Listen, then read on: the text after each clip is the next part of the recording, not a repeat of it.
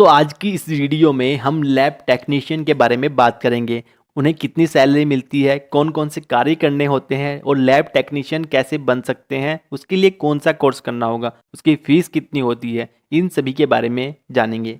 Lab technician की job आजकल बहुत डिमांड में है और आगे फ्यूचर में भी यह बढ़ने वाली है, क्योंकि किसी भी तरह की बीमारी को समझने के लिए सबसे पहले उसका टेस्ट जरूरी होता है, जिसके आधार पर ही डॉक्टर मरीज को दवाई देते हैं। तो लैब में जो व्यक्ति यह कार्य करते हैं वे लैब टेक्नीशियन होते हैं, जिनका कार्य होता है मरीज से सैंपल कलेक्ट करना, उसके बाद उसे लेबोरेटरी में टेस्ट करना और टेस्ट के बाद जो डेटा प्राप्त होता है उससे रिपोर्ट तैयार करना और इसके साथ ही लेबोरेटरी में साफ सफाई बनाए रखना। टेस्ट के बाद सभी इक्विपमेंट और मशीनों को जो भी काम में आई है उनकी साफ सफाई करना और जो भी डेटा प्राप्त हुआ है उसका रिकॉर्ड रखना, जिससे कि दोबारा से जरूरत पड़ने पर दूसरी रिपोर्ट तैयार की जा सके। अपने साथ कार्य कर रही टीम की टेक्निकल हेल्प करना आदि इस तरह के सभी कार्य लैब टेक्नीशियन के होते हैं।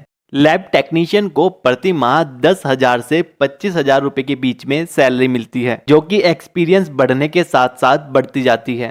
और गवर्नमेंट लैब टेक्नीशियन की सैलरी 30,000 से 45,000 रुपए के बीच में होती है। तो अब बात आती है कि आपने अपनी 12th क्लास कंप्लीट कर ली है और अब आप लैब टेक्नीशियन बनना चाहते हो, तो आपको कौन सा कोर्स करना चाहिए। तो पहला कोर्स है diploma of medical laboratory technology, जिसे हम DMLT भी कहते हैं। यह 2 साल का कोर्स है और इसमें एडमिशन लेने के लिए आपकी 12th साइंस से कंप्लीट की होनी चाहिए और उसमें 50% नंबर होने चाहिए। इसकी फीस 20,000 से 80,000 रुपये के लगभग होती है, जो कि कॉलेजों पर डिपेंड करती है, उसके हिसाब से कम या ज़्यादा हो सकती है।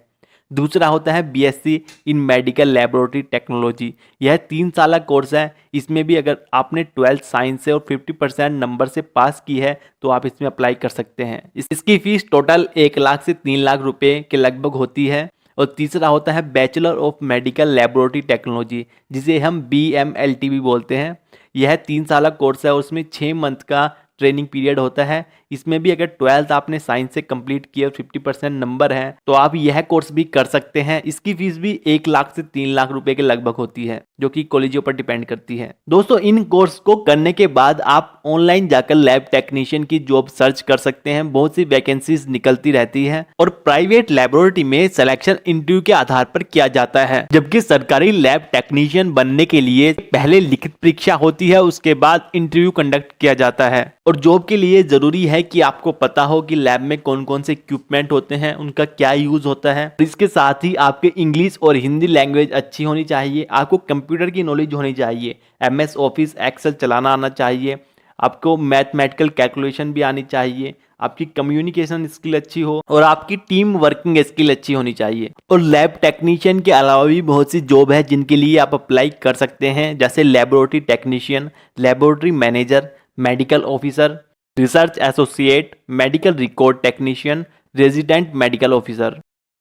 और जॉब करने के अलावा अगर आपको इस फील्ड में अच्छा एक्सपीरियंस है तो आप अपनी भी लेबोरेटरी स्टार्ट कर सकते हैं और अच्छे पैसे कमा सकते हैं। तो दोस्तों ये थी जानकारी लैब टेक्नीशियन के बारे में। अगर इससे रिलेटेड आपका कोई भी प्रश्न है तो आप हमें नीचे कमेंट करके पूछ सकते हैं और वीडियो को लाइक और शेयर करना मत भूलिएगा। और अगर आप चैनल पर नए आए हैं तो चैनल को सब्सक्राइब करके बेल आइकन को दबा लीजिएगा।